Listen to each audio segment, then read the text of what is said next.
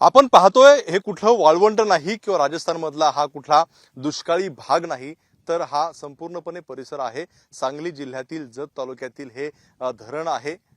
जत मधील संख्य मध्यम प्रकल्पाचं हे धरण आहे आणि पाहतो आपण कोरडं ठाक असं जे आहे ते या ठिकाणी पडलेलं आहे। पाण्याचा एकही थेंब नाही, वाळवंटासारखी परिस्थिती जी आहे ती या धरणामध्ये आपल्याला पाहायला मिळते। त्यामुळे या जत तालुक्यामध्ये मोठ्या प्रमाणावरती भीषण परिस्थिती जी आहे ती उद्भवलेली पाहायला मिळते।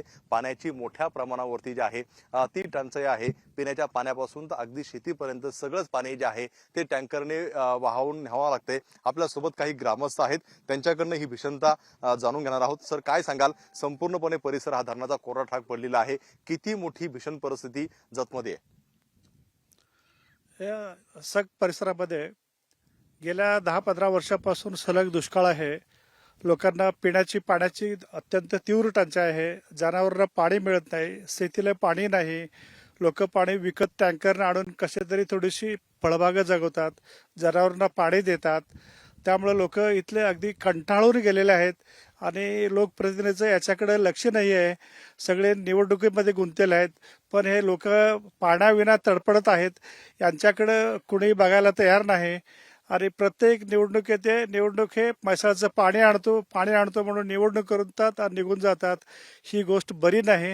हे शेतकऱ्याच्या जीवाशी खेळत आहेत। अशा पद्धतीचं खेळू नये। शेवटी शेतकऱ्यांचा जीव ही आपला जीवासारखा आहे। जनावरं पाण्याविना मरत आहेत। इव्हन पक्ष्यांना सुद्धा प्यायला पाणी नाही आहे। अत्यंत दहाक परिस्थिती निर्माण झालेली आहे। शासनानं साधं दुष्काळ सुद्धा जाहीर केलं नाही, दुष्काळ सदृश परिस्थिती जाहीर केलेली आहे। त्याचा शेतकऱ्यांनी कुठलीही कर्जमाफी नाही, पीक विमा मिळत नाही, काहीही आधार नाही आहे। नुसतं शेतकरी वाऱ्यावर उडून चाललेले आहेत। पण सगळे नेते मंडळी निवडणूक गुंतलेले आहेत। ही बाब खूप दुर्दैवाची आणि दुःखाची वाटते। हे सगळं पाहून आम्हाला खंत वाटते। आपण नागरिक इथं कसं जगावं, काय करावं याची खूप दाहकता आहे। खरंच शासनानं वेळीच याची दखल घेऊन कुठल्याही परिस्थितीत म्हैसाळच्या पाण्याद्वारे सगळे जत तालुक्यातील सगळे तलाव भरून काढावेत आणि लोकांचे शेतकऱ्यांना पाण्याची व्यवस्था करावं, जनावरची व्यवस्था करावं। लोक इकडं जातो तिकडं जातो, या राज्यात जातो त्या राज्यात जातो म्हणतात, हे थांबवता येईल। खरंच शासनाने तीव्र इच्छा व्यक्त करावं आणि त्या पद्धतीने कुठल्याही परिस्थितीत ह्या लोकांच्या जीवाशी न खेळता खरोखर शासनाने अत्यंत मोठ्या प्रमाणात निधी उपलब्ध करून सगळे डॅम भरायला पाहिजे आणि पाणी द्यायला पाहिजे। काही कार्यकर्ते वगैरे लोकांकडे जातात मत मागायला, म्हणतात लोक, मी असं ऐकून माहिती आहे मला। हे सगळं धरण जे आहे ते सगळं कोरडं ठाक पडलंय, मग पाण्याची व्यवस्था काय? पाणी येते कुठून नेमकं? पाणी कुठून विकत कुठलं जर कुठं आहे तिथून टँकर आणतात, विकत आणतात। कुठे हजार फूट कूप नलिका काढतात, तिथेही पाणी भेटत नाही। लांबून पाणी आणून लोकांना भटकत फिरावं लागतं पाण्यासाठी। भटकत फिरून जाऊन पाणी आणतात, कसे तरी आपले जीवन जगत आहेत। हे खूप लोकांची पाण्याविना हाल होत आहे। तलाव कोरडं ठणठणीत आहे। एवढं मोठं मध्यम प्रकल्प असून याचा काही उपयोग नाही। इथलं साधे गाळ काढायला सुद्धा शासनाने परवानगी दिली नाही। यातून गाळ काढलं तर पाऊस झाला। किती वर्षापासून हे धरण कोरडं ठाक पडलंय? हे धरण आता फक्त धरण बांधल्यापासून 1-2दाच धरण भरले होतं साहेब। त्याच्यानंतर धरण कधी भरलं नाही। थोडंसं तुटपुंजा पाऊस व्हायचा, थोडंसं कुठंतरी पाणी साचायचं आणि ते पण 1-2 महिन्यात संपून जायचे। अशी परिस्थिती, दाहक परिस्थिती आहे। खरोखर शासनाने याच्याकडे लक्ष केंद्रित करावं आणि लोकांना पाणी देऊन न्याय द्यावं। अशा लोकांच्या तीव्र भावना आहेत। लोकांच्या तीव्र भावना आपण समजावून घेऊन पाणी देऊन लोकांना जगवावं असं मी विनंती करतो आणि माझे 2 शब्द संपवतो। काही ग्रामस्थ आपल्या सोबत आहेत। खरं तर हीच दाहकता लक्षात घेऊन तुम्ही काही दिवसापूर्वी आम्हाला एकतर दुसऱ्या राज्यामध्ये जाण्याची परवानगी द्या अशा प्रकारची मागणी केलेली होती। काय आता भूमिका आहे तुमची? अजून सुद्धा आमचं भूमिका तेच ठाम आहे। आम्ही आजपर्यंत ते विचार केला, पाणी येते 16 आमदार आणि 12-13 खासदार निवडून गेले। आम्हाला हे आश्वासन देऊनच गेले त्यांनी, पाणी आणतो म्हैसाळ 6व्या टप्प्याचे। अजून 6व्या टप्प्याचं नाही, 1 टप्पा सुद्धा पाणी आलेलं नाही आणि आपल्या बाजूच्या तालुक्यामध्ये सगळे पाणी आणायला त्यांनी सक्षम आहेत आणि फक्त जत तालुक्याला त्यांनी वंचित ठेवलेले आहेत।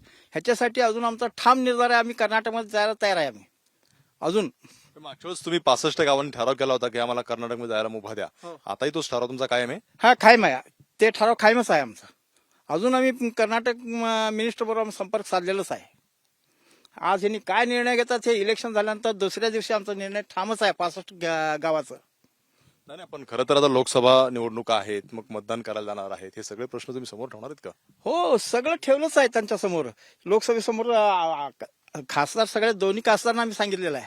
तुम्ही मला सांगा, आम्हाला 68 वय झालेलं आहे आता. तर 68 वयामध्ये फक्त 10-20 वर्ष आम्हाला समजत नाही असं समजत तरी सुद्धा 30-40 वर्ष आमच्या राजकारणामध्ये आम्ही बघत आलोय. फक्त सगळ्यांनी निवडून आलेत.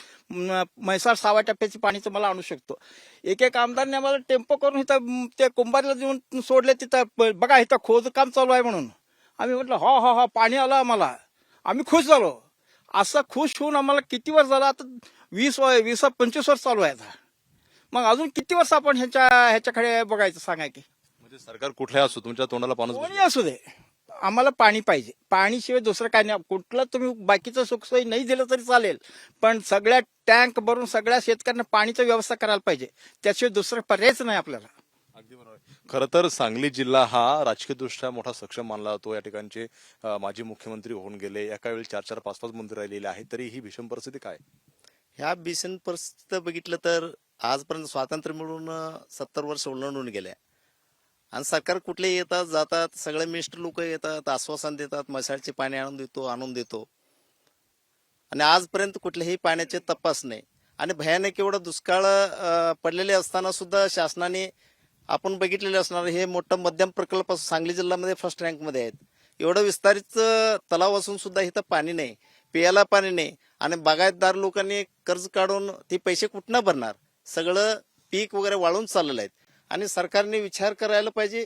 लवकरात लवकर हे म्हैसाळ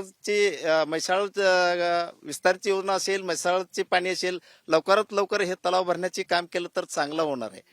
तोच तर हे शेतकरी जगायचं कठीण आहेत आणि इथली जनावरला असेल काय लोकांना पाणी प्यायचं, पाणी आणायचं तर कुठनं? आणि लोक सांगतात, खासदार लोक येऊन सांगतात 18 महिन्यामध्ये आम्ही पूर्ण काम करू आणि 18 महिन्यापर्यंत पाणी कुठनं आणायचं, कुठनं प्यायचं, एवढं फार मोठा प्रश्न आहे. सरकारने लवकरात लवकर दक्षता घेऊन आणि हे तलाव भरण्याचे काम करावं. आणि आता आपल्या सरकारने सांगितल्याप्रमाणे आम्ही कर्नाटकमध्ये जायला तयार आहे. आम्ही कुठं पाकिस्तानला जाणार नाही. आमच्या देशाची अंग आहेत. आम्ही कर्नाटक राज्य ज्या ठिकाणी आम्हाला जगण्याची ती सरकारकडे असतात त्या ठिकाणी जायला काही हरकत नाही. आम्ही कर्नाटकमध्ये जाणार. पाणी द्या, नाही तर अन्यथा आम्हाला परवानगी द्या आम्हाला कर्नाटकमध्ये जायला. बरोबर. का पण ह्या टोकाला का? म्हणजे महाराष्ट्रात राहत आहे, महाराष्ट्र राज्य आहे. महाराष्ट्रात तो आम्हाला प्यायला पाणीच मिळत नाही म्हणलं तर आता आम्ही इथं जगून काय उपयोग आहे? आम्हाला परवानगी द्या, आम्ही जातो कर्नाटकमध्ये. पण तुमच्याकडे कोणी आता राजकीय नेते आले असतील मतदान मागण्यासाठी, तर तुम्ही हे प्रश्न उपस्थित केले नाही का? ना उपस्थित केले त्यांना, नुसतं पाण्याचे फसवं घालतात आम्हाला. आम्ही पाणी देतो एवढंच बोलतात. हा, फसवा घालतात आणि परत आम्ही 5 वर्ष झाल्यानंतर निघूनच जाते त्यांनी. पण आता मतदान तर तुम्हाला करायला लागणार आहे. मतदान करताना सगळ्या ह्या गोष्टी तुम्ही समोर ठेवणार आहेत? समोर ठेवणार नाही आम्ही. सगळा विषय आम्ही समोर ठेवूनच त्यांना जागा पण केलेला आहे. पाहता आपण मतदान करणार आहे, मात्र मतदान करताना सगळे हे प्रश्न जे आहेत ते आम्ही समोर ठेवू. पाहता आपण भीषण परिस्थिती आहे. या ठिकाणचं सगळ्यात मोठं हे मध्यम प्रकल्प आहे. धरण मोठं आहे, मात्र कोरडं ठाक पडलेलं आहे. 2 वर्षामध्ये यामध्ये पाण्याचा थेंबही नाही. त्यामुळे इथल्या ग्रामस्थांनी म्हटलेलं आहे की एकतर आम्हाला पाण्याची व्यवस्था करा, नाहीतर आम्हाला कर्नाटक राज्यामध्ये जाण्याची परवानगी द्या आणि आम्ही ह्या भूमिकेवरती ठाम आहोत. अशा ग्रामस्थांच्या ज्या आहेत त्या प्रतिक्रिया आपल्याला पाहायला मिळतात. त्यामुळे हा भीषण परिस्थिती आहे. वाळवंटासारखी परिस्थिती झालेली आहे. झाडं जे आहेत, बागायत जे आहे ते टिकवण्यासाठी कुठेतरी टँकरद्वारे पाणी केलं जाते. पिण्याच्या पाण्यासाठी सुद्धा टँकर वापरले जाते, सुद्धा परवडणारे नाही. मात्र जिवंत राहण्यासाठी सगळा हा खाटाटोप असल्याचं ग्रामस्थांचं म्हणणं आहे. त्यामुळे राजकारणाच्या आरोप प्रत्यारोप होतील, मोठमोठ्या घोषणा होतील, मात्र ह्या संपूर्णपणे गावकऱ्यांकडे त्यांची हालत जी आहे याकडे लक्ष देणार का, हा खरा प्रश्न समोर येतोय. कॅमेरामन प्रशांत माने, राजू सुरणे, एबीपी माझा, जत, सांगली. एबीपी माझा, उघडा डोळे बघा नीट.